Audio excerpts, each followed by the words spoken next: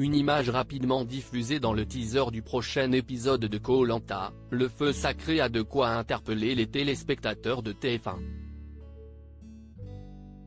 On y voit Esteban avec le visage gonflé. Vient-on d'assister au meilleur épisode de Koh-Lanta depuis le lancement de la saison du feu sacré? Ce mardi 2 mai, TF1 a proposé le 11e volet de cette nouvelle édition.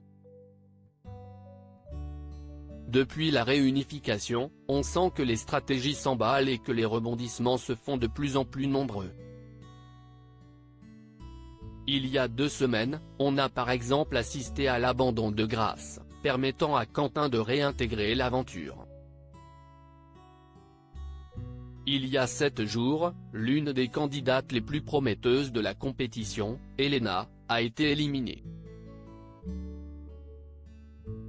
4 hommes sont responsables de ce départ, Quentin, Gilles, Nicolas et Frédéric, qui se surnomment les 4 fantastiques et avancent masqués face à leurs adversaires.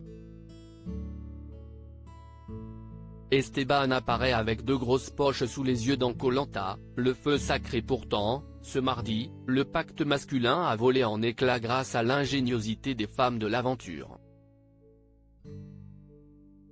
Tania, Laura, Clémence et Julie se sont rendues compte que Gilles leur avait fait la même promesse, aller jusqu'au poteau avec elle. Avec seulement 3 places sur l'épreuve mythique de Koh-Lanta, difficile de tenir parole auprès de tout le monde.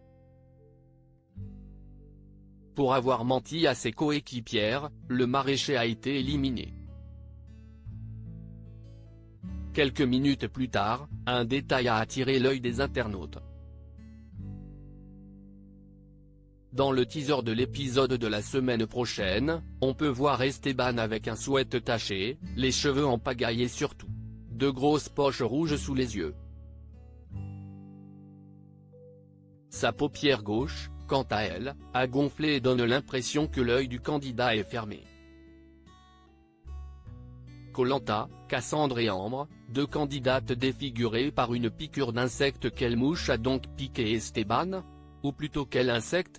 Si l'on ne connaît pas encore la cause de ce visage boursouflé, on peut raisonnablement imaginer que l'hypnotiseur a subi la piqûre d'une petite bête aux Philippines.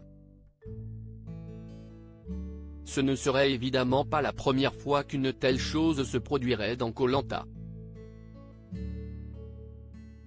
On se souvient par exemple la lèvre inférieure d'Ambre dans Koh-Lanta, le totem maudit, qui avait doublé de volume pendant la nuit. En termes de bêtes qui piquent, il y en a un paquet. On n'est jamais vraiment à l'abri, avait indiqué celle qui avait été éliminée à l'issue de l'épreuve d'orientation. 4 ans plus tôt, Cassandre avait été totalement défigurée. Diagnostic, un œdème de quinqueux. Heureusement, cette mésaventure n'avait pas porté préjudice à la candidate pour la suite de la compétition. À lire aussi Koh-Lanta, combien d'abandons médicaux y a-t-il eu depuis le lancement de l'émission en 2001?